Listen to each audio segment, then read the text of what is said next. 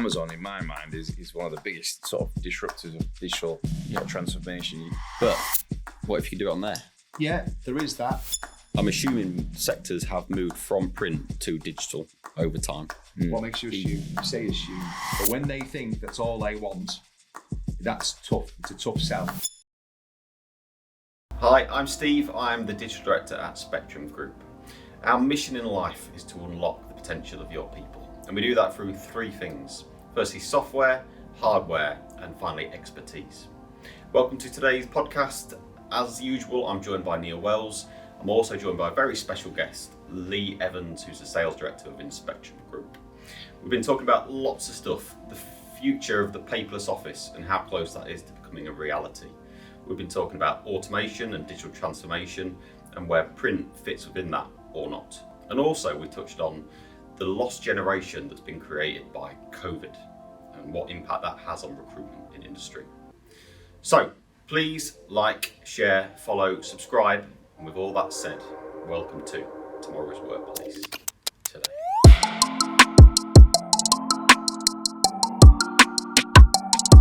Welcome to the podcast. We're in a fortunate First position. time London with you two.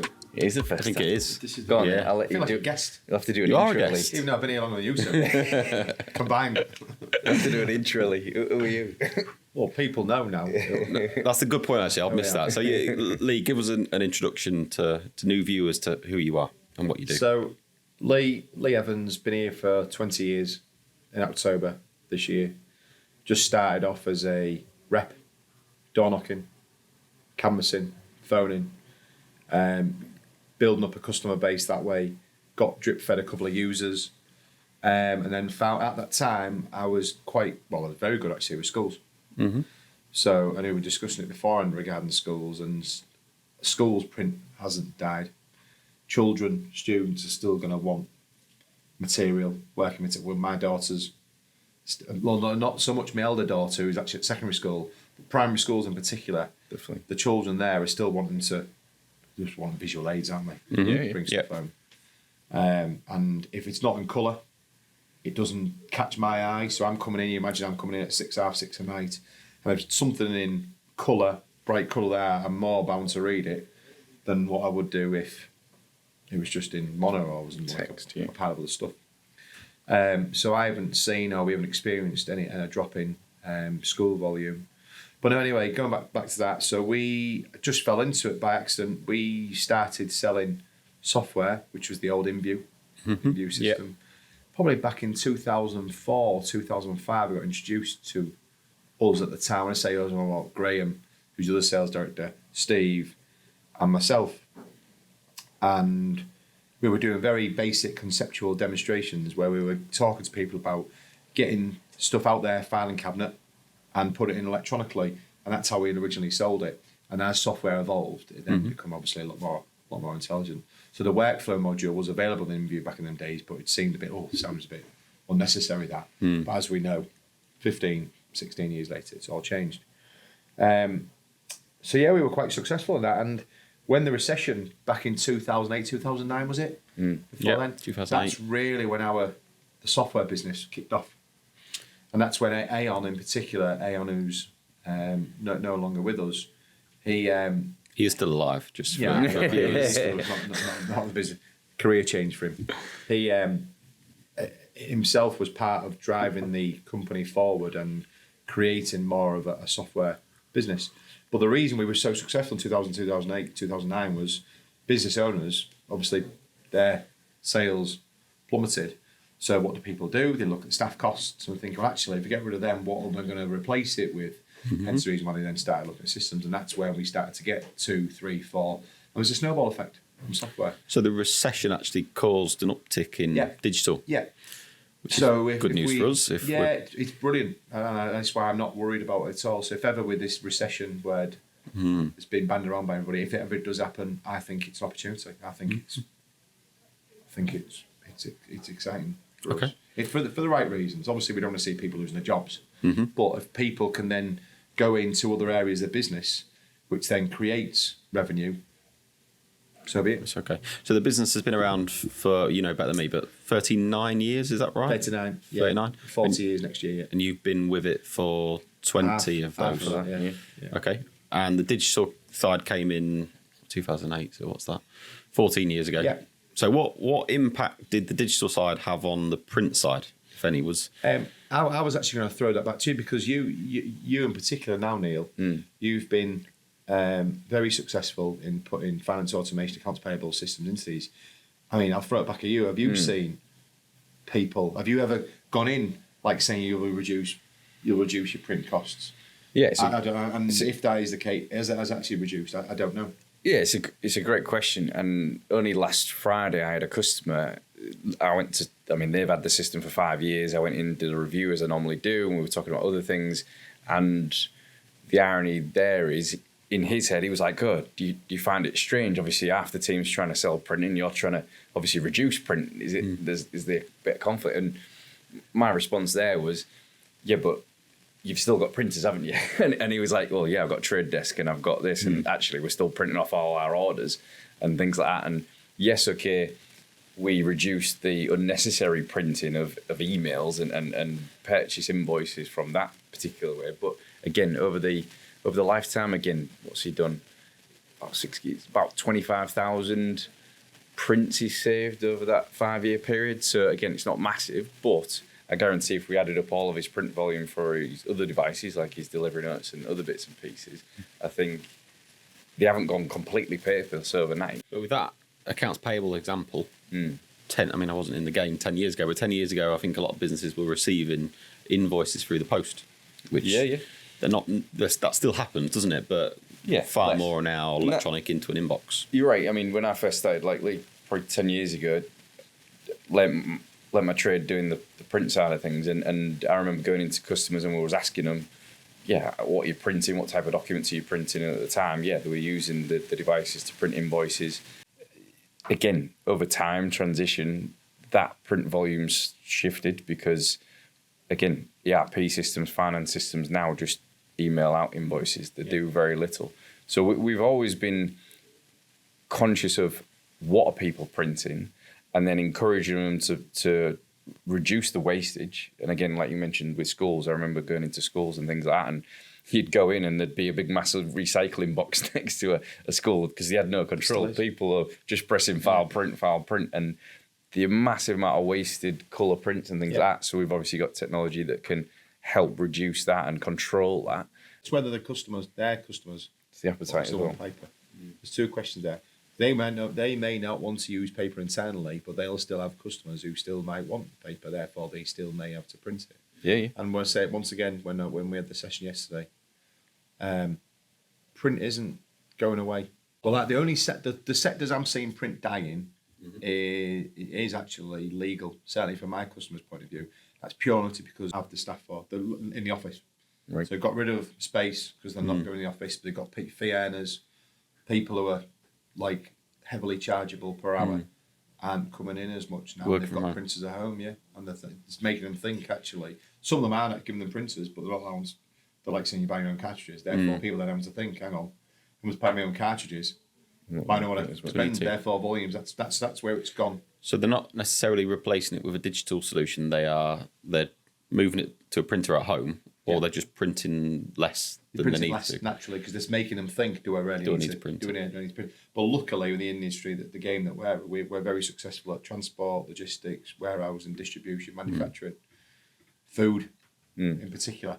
So that's always going to be required. Our volumes as a business, and we've seen a slight hit compared to probably 5, 6, 7 years ago, but nothing to make us worry. Far from it. It was an interesting point that you made earlier. Before we came on air, the Amazon, in my mind, is one of the biggest sort of disruptors of digital sort of transformation. You look at how easy it is for the app, and you're buying things and you purchase it. But you mentioned that obviously from a ProPrint perspective. I didn't even think about this because, again, you see the Amazon driver come in and he's got an app on his phone. He takes a picture at the door. There's nothing for you to sign as such. But then there's always documents within the parcels and packaging. When people get stuff online. I've literally, lunchtime, I've received a parcel, but it's got a piece of paper in it. It's return stuff, isn't it? Yeah, returns. I think all the returns done. Of course it is. Now, some of them, if you want to return, you have to go in their portal and then download it. So then guess what? You still need a piece of paper. It's just that you're there more or less saying you can print the cost of the piece of paper. Because if you really want to send it back, you have to pay for that piece of paper.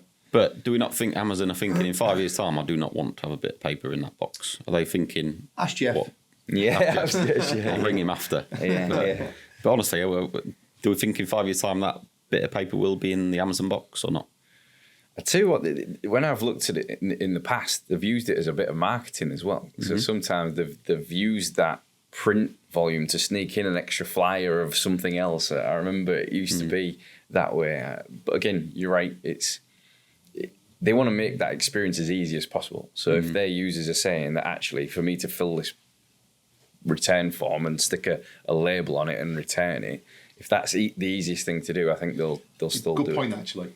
I think that is still going to be easier than sending stuff back digitally, however that may work, whether it's getting your phone out, it's getting your iPad out, logging onto your computer. Oh my God. It's on a piece of paper there. Good point. For a piece of paper there, what I just need to do is, great stuff.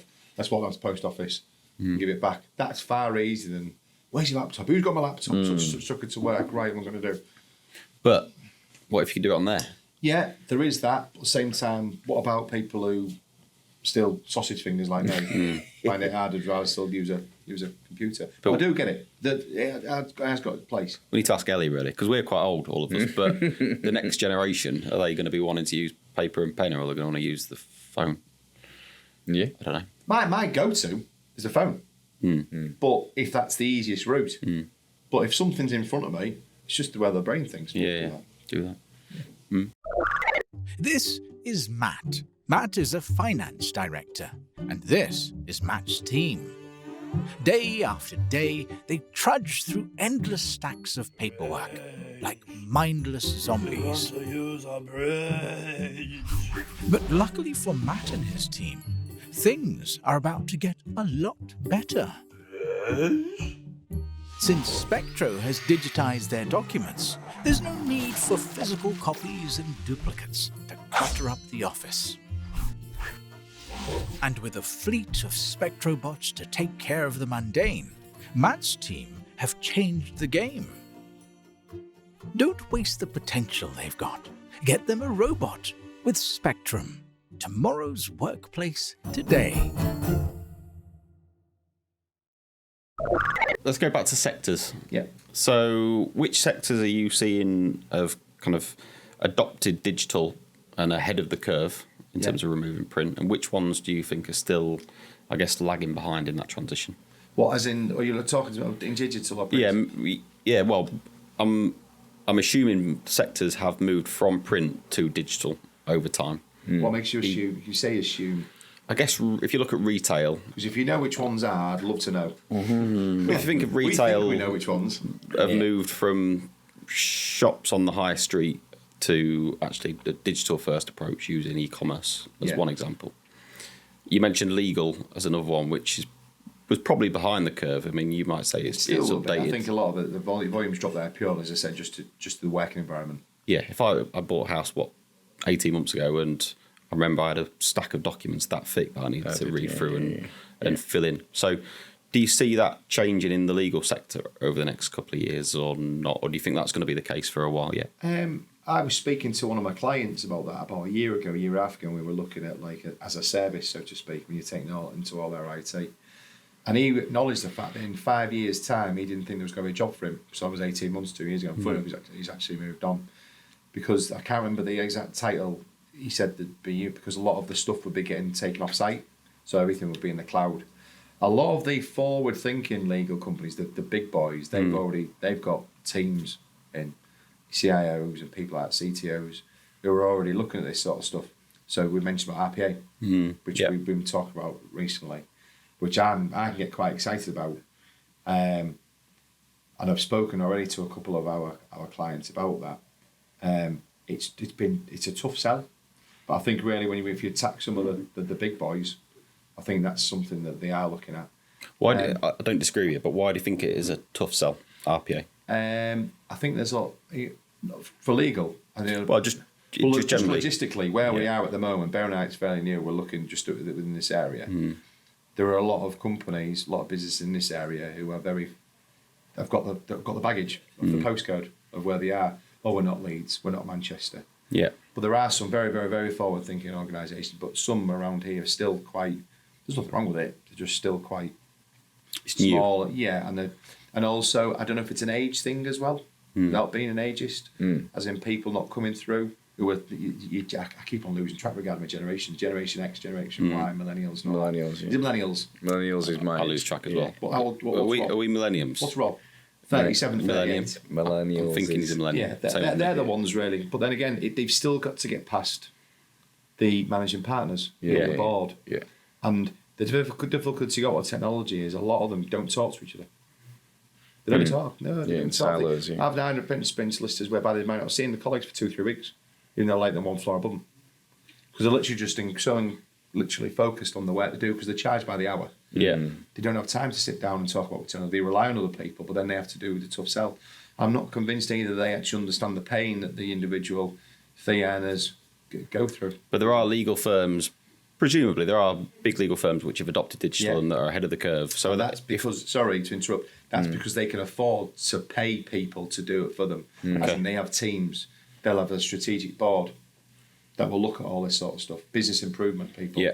Smaller firms won't have time. And I get it. I understand. But if the smaller firms and the medium-sized firms aren't looking at this, are they not going to get left behind? Are they not going to... The market's going to get taken by the people. If you look at the bigger ones around here, they keep acquiring the small ones. Good point. The small family practices that maybe have 1 or 2 branches, they keep getting bought out by the Langleys or Wilkin Chapmans or whatever locally that keep buying them out, and they want more market share. So it's interesting. But like you say, I did a big accountancy firm in Leeds that have got 6 offices. The chief exec asked me, and it was a question.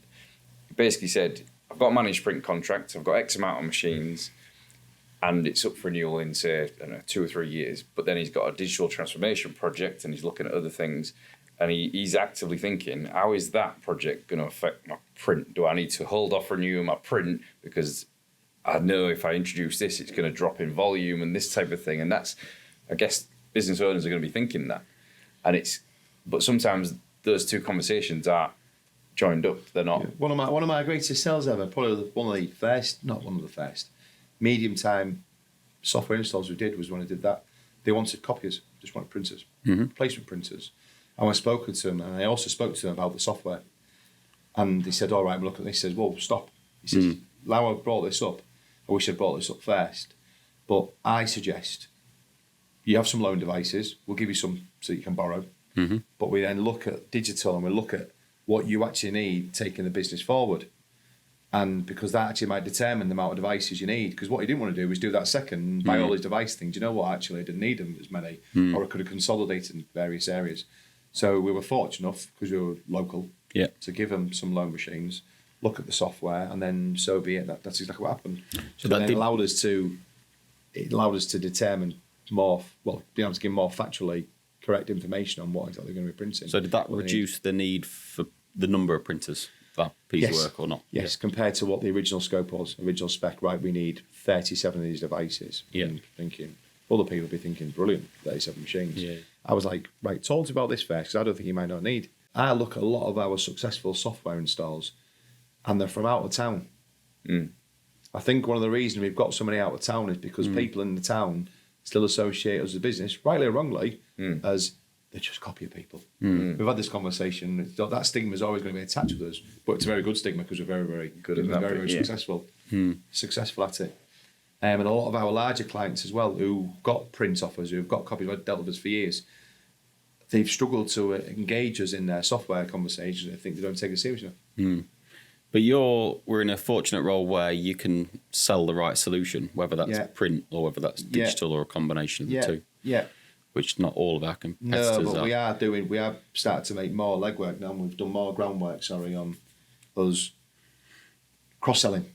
So talking to the customers that got software as about print and vice versa, which people would think, watching this, you should have done that years ago. Believe me, it's tough. It's not easy. Yeah. But to your point there, there's still quite a lot of copy dealers, if you like, just that still has that old mentality of the just shift boxes. They don't want to offer the solutions that we do, because like you just said there, we can offer that hybrid approach or that consultative approach of actually, hang on, you might not need all those devices. And I think since I had that question asked to me by that big accountancy firm, one of the COVID hit, so that obviously forced them to, like you said, a lot of people were working from home. Logistically, it was a nightmare to print.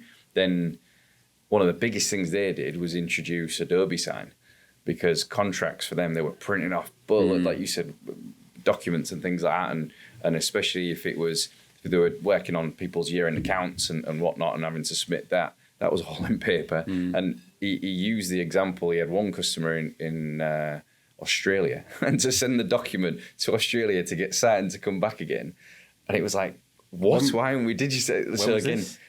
When was this? This was just after COVID hit, and it was like, so it forced them to, and they went with Adobe because Adobe's got brand recognition. So Adobe Sign, it was probably the most trusted one that they could think of. But straight away, that process, it was an email, a notification, they signed it, got it straight back, and it was like, oh, now we can submit your account. So it shortened it from weeks to literally seconds, and it was, and that was one step in their digital transformation journey. But like I say, for me, it's having that joined up thought pattern of, okay, yeah, we might put a new ERP or a new finance system in or a new CRM or whatever, document management. How does that impact how the user's going to interact with it if they are at home or if they're in the office? But like you say, how is it going to logistically affect my screens? Do they need a laptop? Do they need two screens? If they are going to print, where are they going to print from? Do they have a follow me print, like key fob, things like that? Some people don't think about the whole thing. They just, and again, these bigger companies, they might get set a task for that. That's your project. You've got a CRM project, and they don't initially all connect the dots up or think about it. Because the contracts are at different new renewal rates and things. Oh, well, I needed a print because that one was broken, and sorry, I'll sign up for 5 years with my current supplier or whatever, instead of strategically thinking, hang on, just let it go. Like, what's the plan? Let it go into your trip. They're not going to take it away. It's like, let's think about it logically. Yes, you're going to put this system in. Do you need that massive A3, A4 unit, or would a more condensed unit be better? But we can offer that consultative, can't we? We can talk about all that type of thing. Let's talk about digital transformation, because it's a buzz phrase, if you like, that's been around for a long time. Our clients that we're speaking to, are they actively looking at going through a digital transformation? Is that, or is it something that Gartner and everybody else talks about that never actually happens? One of the questions I've been coaching the team to actually discuss is, what is your digital transformation strategy? Yeah. Or is in charge of digital transformation strategy? And a lot of people are like looking at you, saying, what are you on about? What's one of them? So it's a couple of buzzwords, but you're right. There are some people who have either done it in the middle of doing it or thinking about doing it. But the ones that makes me laugh is, it was funny actually that one of the guys, one of the youngsters in the team last week was struggling to get through to somebody, and he wanted to speak to an office manager, but he wanted to speak to the finance manager as well. And the finance manager was too busy to come to the meeting. So I said, did you not ask the finance manager why that finance manager was too busy? And I said no, because I want to know why the finance manager is busy. Because they could be doing tasks really that I was doing. But going back to what you said before, so we're not going in to talk about print. No one copies anymore. But if they do, it's very, very rare. And I've been saying this for last year, that the devices now are hubs. So you mentioned digital transformation is, how are you scanning? Not printing. You print it, it's fine, because I can print all day, but how is that you scanning? Because one of our partners came in about a month ago, and there's the statistic that 93% of people that scan to themselves. I can believe that, yeah. They scan to themselves, and then what they do then is they attach it to wherever. They attach it, put it into a folder, then a system, like be a hot folder, and then systems are pulling in the documents in from the hot folder. There's all sorts of different ways, basically, that technology now has moved forward that will make people's lives easier, because they're still going to receive paper. It's how that paper flows around the business, whether it's one piece or whether it's, 1,000 pieces a day. This is why people need to think still. But the challenge I've said this, Graham and I have said, Fraser, once you're in, you're in. Once you've got them up, once you build up the trust, you're in. It's getting over the barrier or getting over the hurdle of getting them to think that actually, I'm sorry to have to say it again, a copier isn't a copier anymore. But when they think that's all they want, that's tough. It's a tough sell. Because in their heads, they already think, all I want is a copier. Why are you asking me about these questions? Because you don't do that sort of stuff. Yeah. And you have like a 2 to 3 second window to convince them, actually, have you thought about such and such? And in the main, most people do. But that's where our challenge, that's the exciting part about it. This is why I think we are future-proof. I remember one of your whatever you want to say. customers, you went and did a review and you saw the amount of scans they were doing, didn't Yeah. you? And that led to that conversation. Where are you And- scanning? Where are all these scanners? Well, what do you mean when I'm scanning?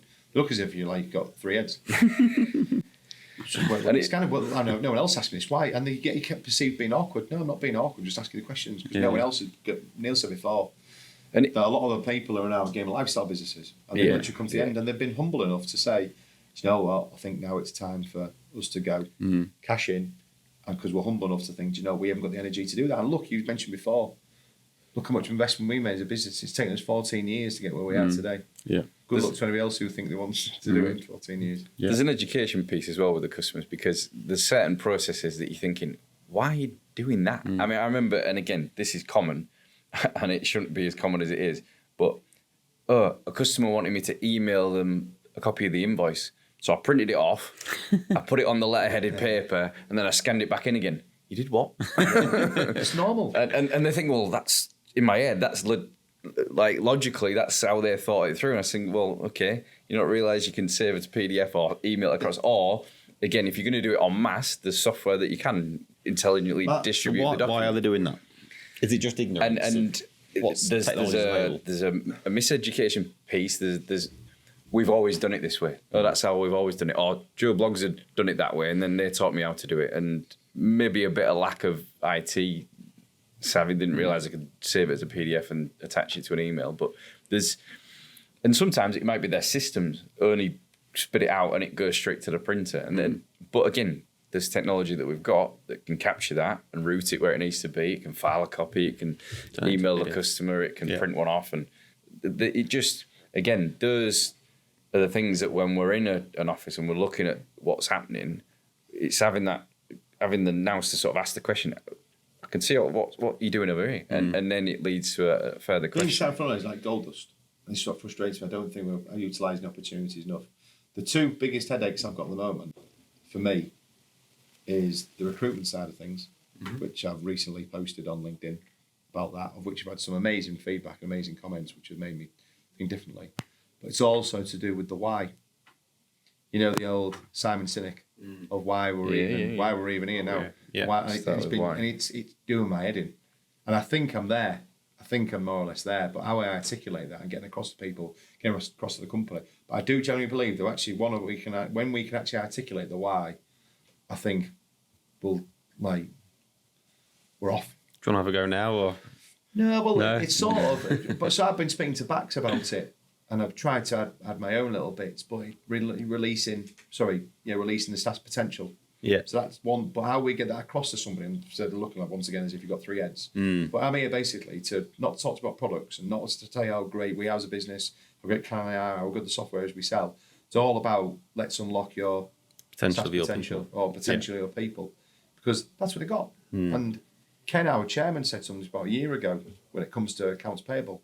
Like basically, these business owners are paying people to give their money away. I was thinking that it's as simple as that. Certainly in accounts payable, you've got people manually inputting data. You're paying people to give your money away. The more people you've got, it's just it's madness. It's an interesting way of looking at it. But it's a culture thing as well, because people, and then this is where it's such a grey area regarding people wanting to be in work. And like they're thinking, well, no, you can still keep these people in work, but what else could they be doing? Daft little things like credit control, 100%. getting money in. Or I know I'm 100%. not saying everybody can be in sales, far from it. But if they can do something else within the business, and if they're the right people and they've got the right values and believe in what the company is trying to achieve, they can sit anywhere. And I'll include myself in that. If, for example, one day I thought, do you know what, I think Benny should be in charge of operations. I'm going to I do genuinely believe that I can go and do it because I know exactly what the common cause is of our business. And I believe in it. If you've got the right people, and that goes back to the recruitment piece. So that's what's keeping me up at night is my worry is really how do we get these people, all these people that are out there, to believe in our cause.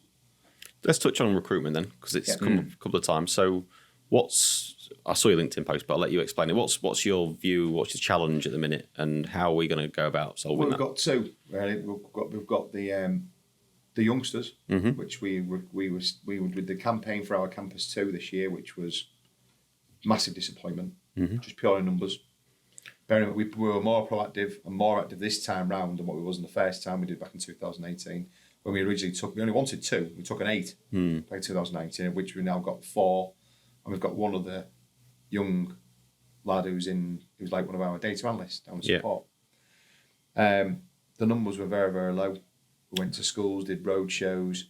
I don't know whether it's the brand, I don't know if it's the brand itself, which I spoke to Canon about. I was presenting to them a couple of months back down at their head office in London. Canon's brand, not ours. Yeah, no, about Canon itself, because we were going down there as a Canon. Because you ask most 18, 19-year-olds now, Canon are doing not a clue. Yeah. And it pains, and a lot of people kind of believe that as well, because I still associate, even my age now, regarding Canon as being, the camera people. Camera, Yeah. It's cameras. Everyone knew Canon, and also they were all over the place, sport-wise. There was, they sponsored everything. F1. Even the Division 1, I remember last time Everton won the trophy. Everton won the Division 1.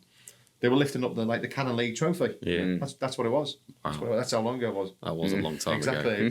Exactly. And it was a remarkable drop-off, actually, in terms of the number of applicants, wasn't it? So was it 4 years ago, the original? About 300-400 first time round. We had 45 this time round. Yeah. That was for our Newcastle and Hull site. And then people letting you down on the day, even though they couldn't confirm 24 hours before.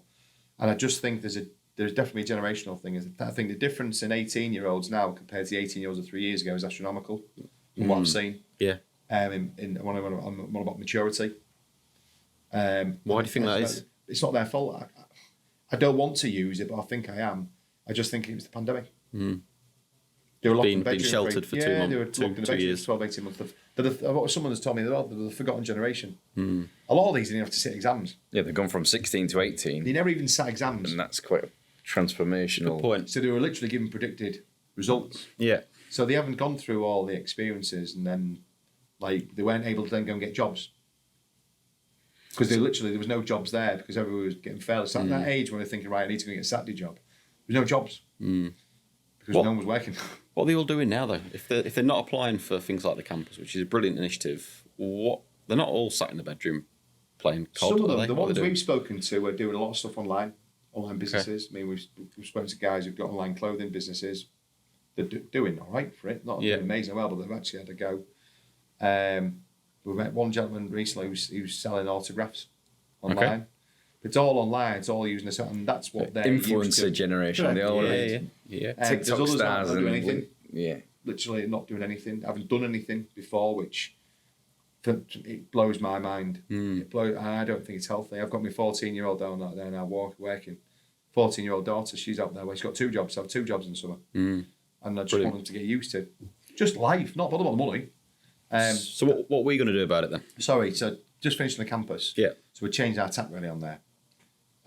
So we're going to be aiming more or less at the slightly older generation, so graduates. Okay. University, of which they weren't excluded from this campaign or the first one, but we probably didn't do enough of it. I think we were more aimed at the school leavers more than university leavers. And then the other side, and the other part of the recruitment is your established people. So your software people and your telesales people, getting hold of these people to, whether or not it's salary, whether it's packages, I don't know, but they're all going within a day. And the best one I saw from the people who made the comments a couple of weeks back was people in not as well-built areas as your Londons or your big cities, so to speak. People can now command them sort of salaries because they don't have to go into work every day. Therefore, you're pricing yourselves out of the market unless we're prepared to pay them sort of. Competing with London salaries. Exactly. Yeah, we're on big money and they're thinking, we don't have to travel down all the time. I can go for it. And they can also, the companies down in London as well can afford to negotiate better because they're thinking, you don't live around here, you're not paying London rates. Therefore. So that's what I think we're getting. That's just I don't know for a fact. Yeah. And most of the people I've spoken to actually agree. I've spoken to a couple of recruiters. I've got a couple of recruiters' friends, and they say exactly the same. So they're laughing. Yeah, good time to be a recruiter. But one thing I won't accept is people being rude. as in agreeing to see you and then not turn up. That's just common courtesy. That is. Anyway, enough of that. All right. So let's circle back to kind of print and automation and digital, etc. Where do we think we'll be in 10 years' time? Where do we think print will be in 10 years' time? Are we still going to be printing, but specifically, what type of documents, what type of material are we going to be printing in 10 years' time? I think there's two answers to that. Okay. One, I think there'll be a lot of, if you look at the big players in our game, Yeah. instead of, I don't want to make this podcast all about Canon, but when you look at your Canons, your Konicas, your Ricos, your Xeroxes, all them big, but I don't think they'll all be around in 10 years. Okay. In fact, I know one of them's going already. So Okay. I think there'll be 2 or 3 bigger players. Yeah. We will literally manage the market, like the same market, so to speak. I'm assuming Canon will be one of those 2 or 3. Yeah, I do. Yeah, Yeah. I do. Yeah, only because they spend more money than anybody Going to say they've got on all the R&D. Yeah, R&D. They've got the most money in the bank of everybody. They've got all the intellectual property, Yes. haven't they, for all the imaging Yes. sort of bits and pieces, and they do quite a bit. Let me Medical. ask an ignorant question on that then. So are printers, scanners, multifunctional devices, is there lots of innovation coming through in those devices over the last couple of years? And do you expect more innovation over the next few years? Well, the thing now that I differentiate on is security. Once again, scan security. That's interesting. So security is obviously big Massive, yeah. for companies. It's become more and more prominent in the last 12 years, 12, 13 years. And scanning as well. People are still going to be... They reckon we were going to go paperless in 1990. Yeah. There's definitely less paper, Yeah. but we're never going to go paperless, in my opinion.